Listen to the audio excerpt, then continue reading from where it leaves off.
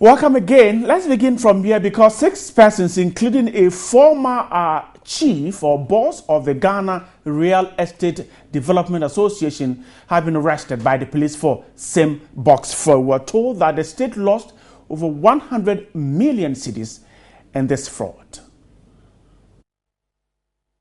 A joint anti-telecom fraud task force with technical support from Suba Info Solutions Ghana Limited embarked on a nationwide operation to clamp down on the illegal activities of SIM box operators.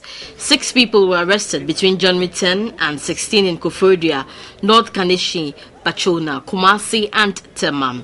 A former grader boss, Dr. Alex Chinibua, was one of those who was arrested. The task force seized one SIM box with a 64-foot SIM server, 4G internet modem, 1 laptop computer, and mini antennas from a residence at Bachona, Manet area. 3 persons, namely Emmanuel Kofi Esrifi, Edmond Esrifi, and Kweku Apia, were arrested, but they denied knowledge of the gadgets and mentioned Alexander Chinibua, owner of the house, as the owner of the equipment. And Alexander Chinibua was subsequently traced and arrested. He claimed ownership of the equipment and admitted using them to terminate international calls illegally.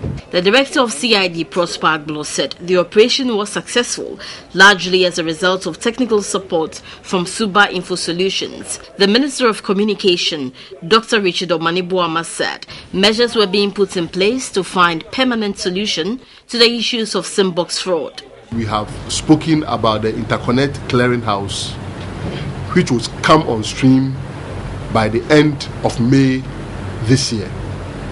It is expected that full operation will be effected not later than December 2015. The police say the arrest is the biggest and most successful since they began to pick up individuals involved in the fraud. Over 21,000 SIM cards, SIM box machines and other equipment used in the exercise were confiscated. The General Manager of Business Development and Programs of Suba Info Solutions, Redeemer Kwame, said the company was investing huge sums in helping governments to lay hands on revenue it deserves. He refuted claims that Suba Info Solutions' involvement is a public gimmick to cover up its alleged illegal engagements with the Ghana Revenue Authority. People do not understand what we do. We're hoping that some of these exhibits will help people appreciate what we're doing. Our equipment, which are more expensive than what has been used for this project, are plugged into all 6 operators in the country, monitoring revenues for the government. Right, so over 100 million cedis lost in revenue there, and government trying hard to deal with these SIM box fraudsters. Let's try and make sense of really what these guys do and how they do it and how it can be stopped. Alex Buesiako has a lot of knowledge when it comes to these issues of internet and all other things. Alex, grateful to have you tonight. Well, hi, Bright. Good evening to you and to your viewers. I would like to make a correction here. The name is Albert Enchibotiako. Grateful, Albert, for the correction there. Let's begin from here. So, these fraudsters, are we capable of stopping them, and how? Well, I think it's better to answer that question before then. We need to educate your viewers as to what symbols really means. It's quite necessary because this is a technical area, and I think a bit of highlights will serve a purpose. All right, go ahead. Well, symbols fraud basically is a high volume fraud in today's mobile industry.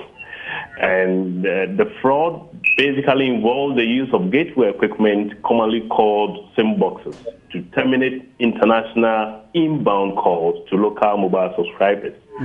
The fraudsters do this by routing traffic around contracted interconnect gateways. The fundamental reason why this kind of cases, happened a lot in Ghana is the fraudsters take advantage of the rate differential between international and local calls to profit from calls that should be billed by the local mobile operator at a higher international rate, but instead get billed at a local rate. And this is a big source of revenue leakage in the system. Ghana has recorded high volume of this kind of fraud in recent times. But despite recent arrests, it appears the criminals are still motivated and bent on committing the fraud.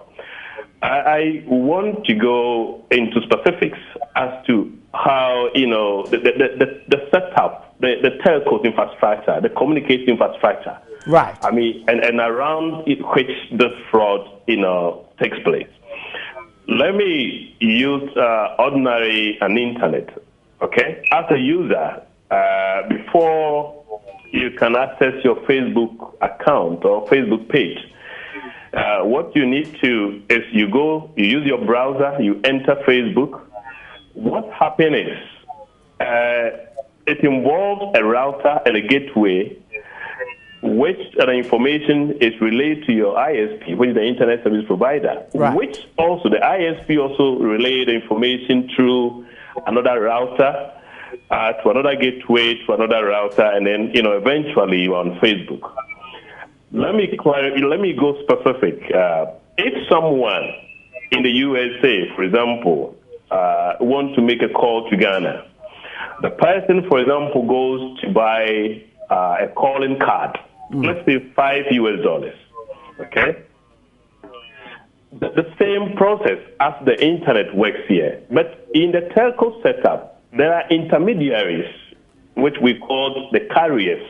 In other words, these are the intermediaries which, relay the call from one point to the other before it gets the recipient. In other words, when a call is made from the U.S., it doesn't get to your mobile line straight away. It goes through, a chain of processes. Right. I will use this, in a normal relay race, the relay type of race that we have, where you have the baton. Right. You have the first one who runs, give the baton to the other before, it ends up. The person finishes the race. It's the same setup within the telco circle.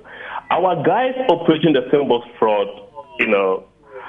are part of this chain of network. Essentially, it's a syndicate, but they are at the last carrier. Therefore, they terminate the call through the gateway system. There is a direct linkage between the symbols fraudsters and also these intermediary carriers who handed the baton to complete, the race. That is basically how, the structure appears. And around this, these criminals operate and then to profit the telecommunications. Albert, so in this description that you have given, how are they able to get their funds? Super. That is a question that needs to be addressed. As I said, first of all, symbol fraud it involves a syndicate. Okay. It could be just the person in the U.S. and then the guys operating here, a direct linkage. Okay, where funds are transferred. But for example, let's use this international rates for the telcos. I think about 19% or 19 cents or so. 19 cents, right. Exactly. This is the amount of money that the NCA, the cost that whoever makes the call should pay. And part goes to the government and part also stay with the telcos. The logic of the symbols fraud is to pay the 6%. Okay, so instead of the 19%, these guys route the calls through the symbol devices, and then in the end it appears 6 cents to the telcos. What it means is within the chain that I explained to you, okay, if it involves 6 different carriers, each one is making a profit on its own. So the end user, the symbol fraudsters, are also making their profits by the kind of relationship. If it's about 3 carriers, 4 carriers, which are involved in the process of, routing our calls, relaying the calls to a destination, they share this money. So it's a whole lot of deals making and business sharing that moves around it. But look, if a call, I mean, if you buy a genuine card, let's say in the US, you don't just interface with the fraudsters who operate along the chain. You contract a genuine provider who is supposed to relay this call to the destination. But then this sort of providers also use intermediaries, and along the way, that is where this sort of scheming, comes up. In the end, person on the chain is a symbol process who diverts this calls through the local SIM, and then that appears like a local call. So that is an angle where money is made along there. It's a syndicated sort of crime. So Albert, the people who are here locally and who were busted by the police, are you saying that they know their partners outside? Well, there are two ways. Yeah, it could be yes, it could be no. Yes, in the sense of way that they might have someone over there who is running the business from that angle. But it could also happen that they might not even interface with the other intermediaries. It does happen, exactly. So it's different. I mean, the setup is quite complex, but as I'm saying, yes. There are relationships, absolutely, because that is where they make their money. Yeah. Albert, then to my first question that I ask you, from what you've just told us, the government has a really Herculean task trying to apprehend these persons engaged in this. Well, there is no doubt about that. If it was easier, getting this thing resolved, I don't think we'll be sitting here still talking about symbol fraud. Yes, one key thing is there is inherent weaknesses in the telecommunication infrastructure, and that makes it possible for these criminals to exploit. But I think the key thing is also Ghana appears to be a regime that is so attractive to these fraudsters. In other words, if you compare with other jurisdictions where perhaps the international rates are a bit lower, I mean, the key incentive here is yes, this is the rate, 19 cents. Local is 6. So there's a huge difference that even if we are 4 or 5 players involved in the trade, each one can make some money. And that is huge. Right. And so, of course, there is also inability of the telco to determine who they are actually contracting to relay their calls to their destination. So there are a series of problems. And even locally, there is also issue of identity. One person with an identity can register more than 10, 15, 20, SIM cards.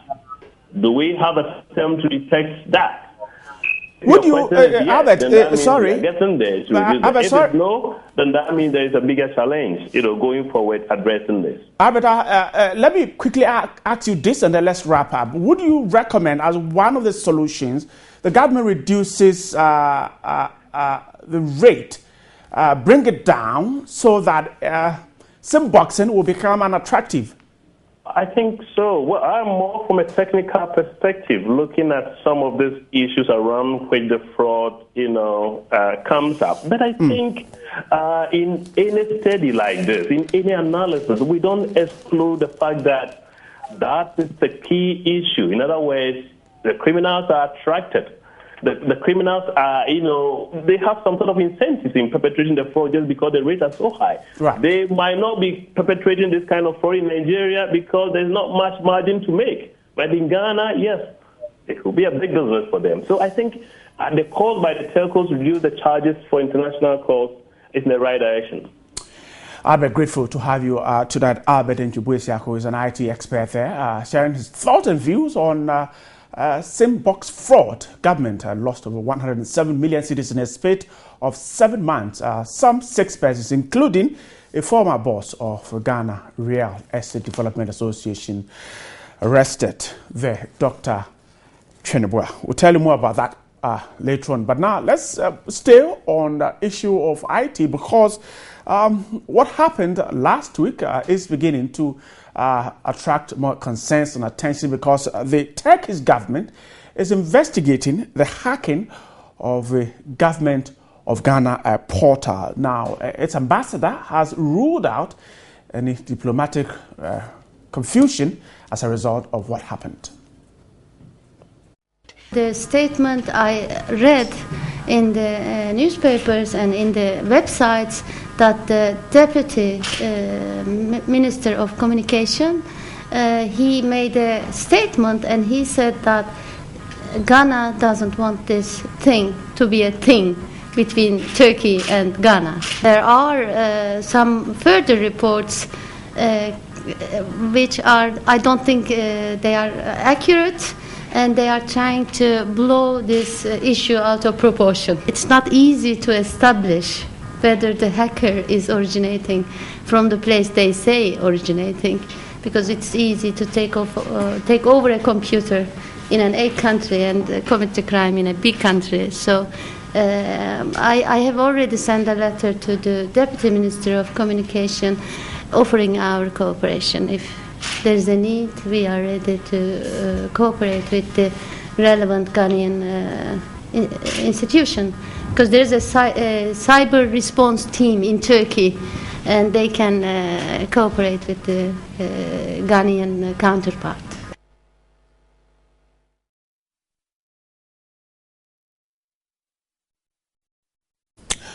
Right, so the Turkish ambassador there trying to show Ghanaians what Turkey is doing as far as the hacking of government portal is concerned. Let's try and make some sense, because some IT experts are still warning that Ghana is or could face more danger from hacking. Let's go to South Korea, where Bright Gameli Maudo will speak to me via Skype. Grateful to have you tonight, Gameli. Thank you very much. Thank you very much, sir. Right. So let's quickly look at what happened in Accra last week. Ghana government portal hacked, and the fact that Turkish government investigating what happened. Not really. How exposed is our system here, the kind of system we run in this part of the world? The thing is, these days, hacking is becoming very easy. Most people have to do a few YouTube videos able to learn how to hack. Ghana, that I think is having a lot of vulnerabilities. So many vulnerabilities in the sense that we are not taking security very seriously. We are not taking our information security seriously. I mean, have to go to testing, have to go to vulnerability assessments, have to go to penetration testing, but it's not being done. We cannot get anything. We cannot find a way to secure them. Probably, first who did this is probably a 14-year-old in his room who was bored and learned a few tutorials from the internet and has been able to do that. It's actually hack a lot of websites, because what they look for is a small security hole, something let's say vulnerability or an outdated parts of the service or that holds the website, and through that it's very easy to exploit. Yeah. Gameli, what particularly are we doing wrong? You said we're not taking internet security seriously. What are we doing wrong? We are not. The first thing is the awareness. The awareness is not there. So many people do not take it to be a thing that we need to incorporate into our system. Let's look at it this way. We have so many organizations that create applications for banks, for insurance companies, for any kind of business. But they are taking security as an afterthought. So they wait to develop the application. They said, hey, it's working. So now we don't need to think about security. We need to think about security as an afterthought. So it comes at the end of the process of development. Now, when they have that, the vendors or the people who actually own the applications are too comfortable. They don't want security. So they leave very tiny holes, and that gets exploited by a hacker within a few seconds, a few minutes, let me say that. So we need to first take awareness to this seriously. We need to test our applications that we host before we actually put them live to the public place. We need to make sure that this has become a parcel of us, that it's not something we do at the end of our development process, but rather to be incorporated in the design from the very stage. Also, I saw that Ghana is having a National Cybersecurity Strategy Plan.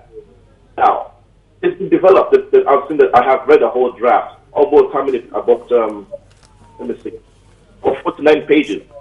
But the draft has been there. Question is, are we implementing them?